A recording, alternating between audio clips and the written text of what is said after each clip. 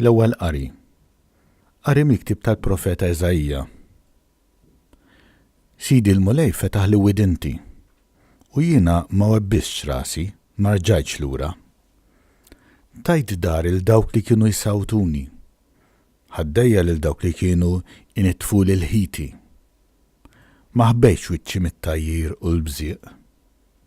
Sidi l-mulej jenni, għalhekk ma nitħawwaġġ, għalhekk għamilt wiċċi bħażniet. Jiena naf li ma jkollix imniex nistħi.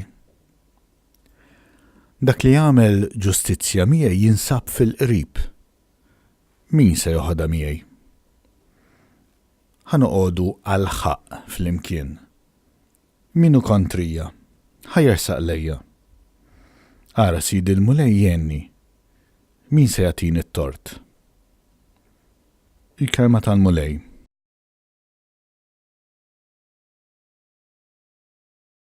San responsorjali. Jien nimxi quddiem il-mulej fart il-ħajjin. Inħobb il-mulej, għas-sama leħen it-ħannin tiegħi. Għaliex hu tani widen fil-jum li fih sejjaħtlu.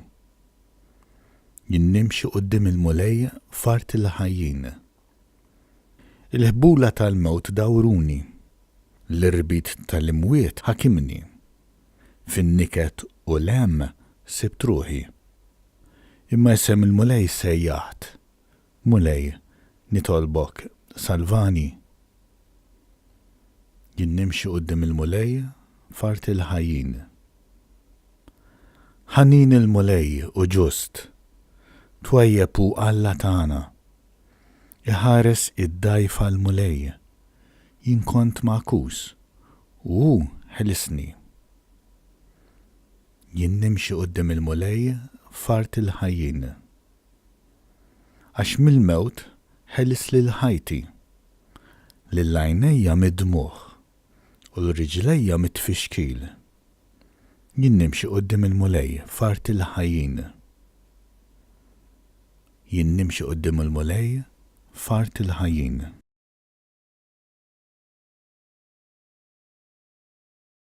It-tieni qari. Qari mill-littra ta' San Ġagbu Apostlu.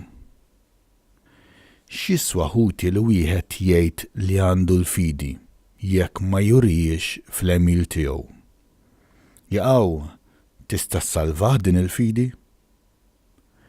Jekk ħuk jew oħtok ma jkollhomx x'jilbsu u jonqoshom l-ikel ta' kuljum, u wieħed minnkom jgħidilhom morru bislim, isħnu u kulu sa tixbgħu, bla ma jagħtihom dak li hu meħtieġ għall-ġisem, dan x'iswa.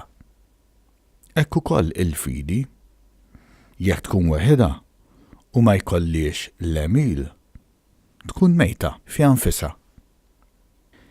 Imma xi ħadd jista' jgħid int għandek il-fidi u jien l-emil. Urini l-fidi tiegħek mingħajr l-emil. U jien nurik il-fidi tiegħi mill-emil tiegħi. Il-kelma tal-mulej.